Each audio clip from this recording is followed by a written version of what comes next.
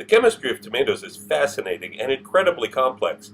I explained some of this in Volume 2 of my cookbook series, and the topic continues in greater depth in Volume 3. Tomatoes contain dozens of different flavor molecules, and the relative proportion depends on the type of tomato and how it's prepared.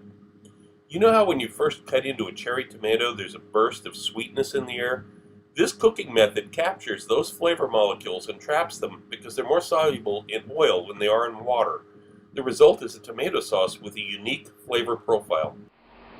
I've washed off the tomatoes and loaded them into the pressure cooker.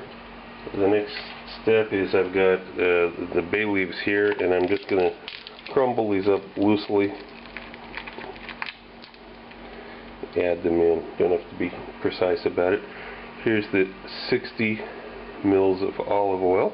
It's good quality olive oil. What else we got here? It's the vermouth. About an ounce of dry vermouth. I'm using Cinzano extra dry. This is my favorite vermouth right now for cooking. I've tried quite a few. This one gives pretty good results, and it's quite inexpensive. There's a tablespoon of red wine vinegar. There's the water, 60 mils of water. 3/4 of a teaspoon of salt. A few sprigs of parsley.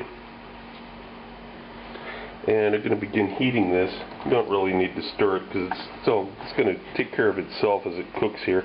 I'm going to begin heating it and get it up to where it's simmering before we put the top on it. After just a couple of minutes, medium high, I got it on about 7.5 out of 10.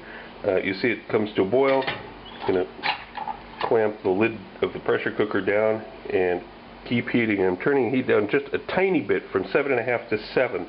But we really want to force some heat through here. We really want this to boil inside. Unlike most of the time when you're pressure cooking something, you want to keep it just below the point that pressure is leaking, steam is escaping.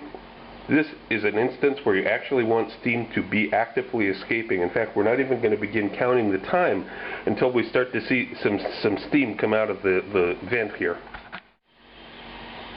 Now, after a few minutes, pressure builds up and steam begins to escape. I'm going to turn the heat down just a tiny bit from 7 to 6.5, and now I'm going to begin counting the time. This is a much higher temperature than I would normally run the pressure cooker at. Usually at this point I turn the heat down to like 2 or something. Just keep it going at the pressure that's just below the point that it vents. But here I actually want it to vent. So we're going to, in fact it's just below 7 right now. And I'm counting the time starting now. This is what you want to see. It's been about 2 minutes now, and those tomatoes are going to start popping real soon. So this is about 5 minutes in. You hear occasional pops, a lot of steam escaping, as you can see. There'll be more popping soon.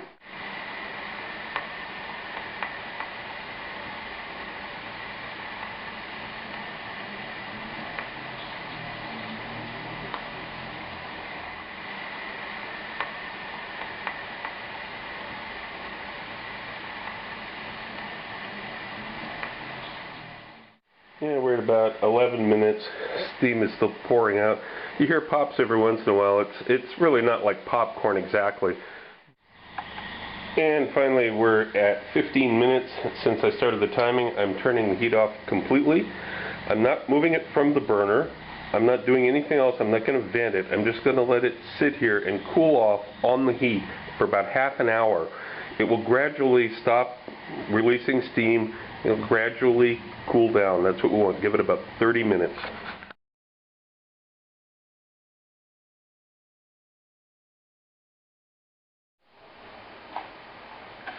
Eventually, time is up. You can remove the lid. Going to get rid of this parsley, and then we're going to pass the rest of it through food mill. You can see already these tomatoes have just completely exploded. So I'm going to crank the food mill around, get as much through as we can, and then you lift up the food mill, wipe off the bottom here, and you've got the solution here, which of course it has a lot of oil in it because we started off with a fair amount and we drove off a lot of the moisture. So it's a fairly oily sauce, but this is going to work really well in the other applications you're going to see soon here.